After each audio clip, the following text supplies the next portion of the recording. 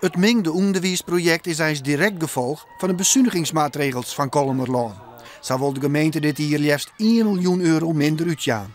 En dat betekent dat er geen geld meer is voor nijbouw van de bestaande skwalgebouwen. En dat zou eens wel matten.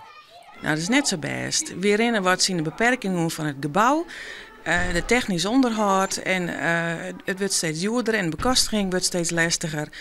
Qua onderwijs, we kennen net meer het onderwijs aan wat we graag willen. We zijn de laatste 2 jaar behoorlijk in ontwikkeling met ons onderwijs. Maar ja, het gebouw zit dus wat zien.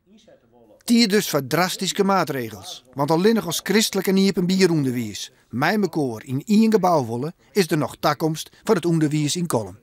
Voor dit part in Friesland is het belangrijk dat er gymnasiumonderwijs is, ook voor mensen die het een bieronderwijs willen. Het is belangrijk voor mensen om beroepsgerichte stromen van het VMBO volgen te kennen en daar net heel veel voor te hoeven. Vaak zijn dat toch ook weer kwetsbaardere leerlingen die lange afstand naar fietsen moeten of reizen moeten. Dan zou het toch geweldig wezen dat we dat door zo meer in Kolm en in jou horen kennen, want die ben met een plak ha en het liefst mooi dichtbij, dus veilig en dan kun je goed opleiden worden voor de toekomst.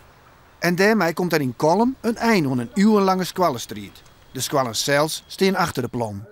In deze tijd, als je zeg maar, met minder wordende overheidsfinanciën en je kijkt vooruit voor investeringen voor zeg maar, de toekomst en je kijkt naar een krimpregio, moet je de handen in elkaar slaan en moet je kijken hoe je dat samen gaat doen. Dan kunnen we niet zeggen we willen dat op eigen erf alleen maar blijven doen. Dat zou onverantwoord zijn. Om de miljoenen investering mogelijk te maken, maakt Kolmerlaan een extra bezuinigje.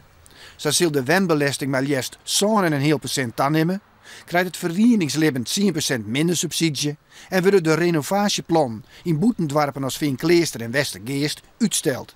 En dat valt net goed. Nee, we lezen zeker op voorhand bij dit bestuur. Dus we zullen zien wat er mogelijk is. Het is wel zo, hier verliezen we dus een yield concert voor renovatie en van de wegen. En nou weten we dat heel belangrijk, dat maar we dus weten waar het belangrijk is. En dan zullen we dus zien of we dat alsnog weer boven water krijgen. En dan zeggen we, nou, het moet gebeuren.